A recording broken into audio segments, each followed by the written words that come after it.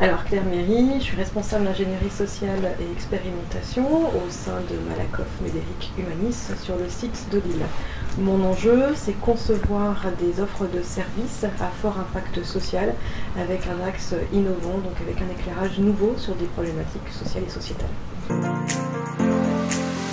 Je travaille sur un projet d'accompagnement par téléphone des aidants, les aidants familiaux particulièrement, c'est-à-dire aider un proche en perte d'autonomie, que ce soit quelqu'un qui a une maman qui a un enfant handicapé, un époux qui s'occupe de son épouse atteinte d'Alzheimer, c'est ça être aidant, c'est s'occuper d'un proche au quotidien.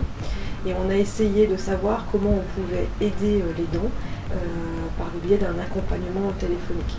Traditionnellement, on aidait l'aidant en donnant des solutions pratiques à comment aider l'aidé, avec des solutions à domicile, portage de repas, etc. Mais on se rend compte qu'on n'aidait pas l'aidant ne ressentait pas le besoin de se faire aider. Et on s'est dit qu'on avait besoin de méthodes de coaching pour mettre en place des méthodes qui permettent de faire émerger les besoins de l'aidant et de lui faire comprendre à quel point il avait besoin d'être aidé et à quel point il avait besoin de comprendre quel était le parcours qu'il souhaitait avoir, le rôle qu'il souhaitait avoir, la place qu'il souhaitait avoir dans cette nouvelle équipe de vie. C'est déjà la compétence de coaching, évidemment, et puis aussi le fait que ce soit une petite structure, une petite PME, on avait besoin de rapidité, de flexibilité, de capacité à prendre du recul, mais tout en pivotant rapidement. C'est de ça dont on avait besoin, et c'est ça qu'on a trouvé chez le robot. La prestation s'est déroulée en toute simplicité, c'est ça que j'aimais, c'est la simplicité des échanges, la proximité, la bienveillance aussi, j'ai trouvé ça très agréable, très fluide. On pouvait tous dire, quand on était d'accord, pas d'accord, il n'y a jamais eu de tension.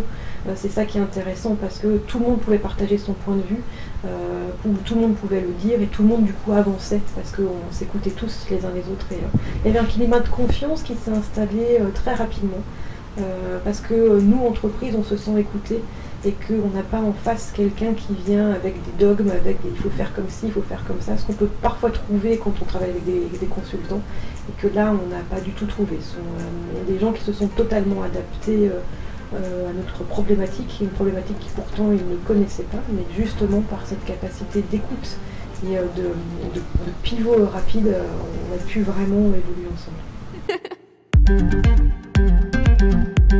Les bénéfices de cette aventure, c'est un service qui correspond à la demande initiale, qui correspond à l'aidant, qui apporte aujourd'hui 100% de satisfaction.